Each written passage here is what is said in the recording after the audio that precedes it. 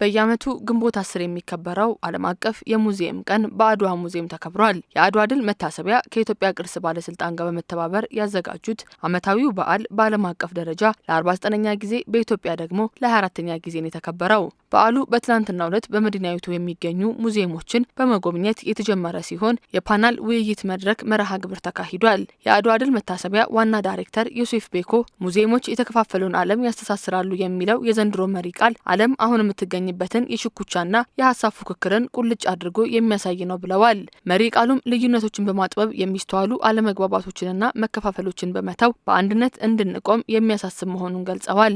ዓለማችን በጂኦፖለቲካዊ ሽኩቻዎች በከረረ የሀሳብ ክፍፍልና በአዲስ መልክ የሚቀርጹ የቀጠና የበላይ ፉክክር ውስጥ ትገኛለች። በተለይም እንደ ሀገራችን ባለው ነባራዊ ሁኔታ ሚዛን በማይደፋ የውስጥ ሽኩቻ ከመተራመስ የጋራ ጉዳዮቻችን ላይ በጋራ የምንቆምበት የምንተባበርበት ጊዜ ላይ እንድንገኝ የበዓሉ መሪ ቃል ያሳስበናል ማለት ነው። ሙዚየሞች የወል ትርክትን በመገንባትና ጠባሳን በመሻር አይተኬ ሚና እንዳላቸው ዋና ዳይሬክተሩ አንስተዋል። ሙዚየሞች ከፖለቲካ ወገንተኝነት ነፃ የሆኑ ገለልተኛ የውይይት መድረኮች በመሆን ያገለግላሉ።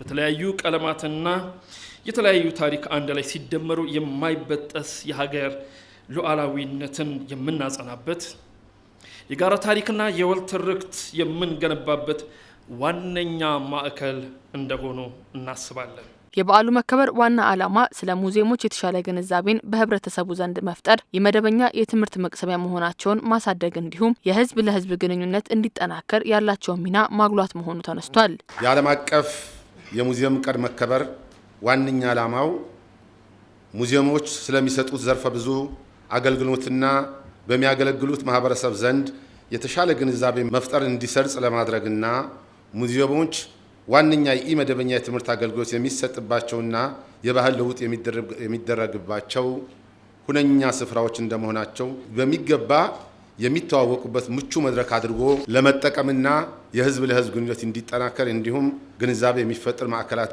መሆናቸውን በሚያከናውኗቸው የተለያዩ ተግባራት በትክክል ለማሳየት እንደ መልካም አጋጣሚ አድርጎ የሚጠቀሙበት ዕለት በመሆኑ ነው። ሙዚየሞች ተወዳዳሪና ብቁ እንዲሆኑ የቅርሶችን ደህንነት በማልማት የመዝናኛና የምርምር ማዕከል እንዲሆኑ መስራት እንደሚገባ ተመላክቷል። በቀጣይ ሙዚየሞች ለዘለቄታውና ለሁለንተናዊ ደህንነት መረጋገጥና ተወዳዳሪና ብቁ እንዲሆኑ የቅርሶችን ደህንነትና ጥበቃ በተሳካ በተደራጀ አግባብ በማልማት ዘመናዊ የሙዚየሞችን አደረጃጀት በመፍጠርና ህብረተሰቡን በማሳተፍ የመዝናኛና የምርምር ማዕከላት እንዲሆኑ የመረጃ ምንጭ በተለይም መልካም ገጽታና ትውልድ የምንገነባባቸው መድረኮች ማድረግ ይጠበቅብናል።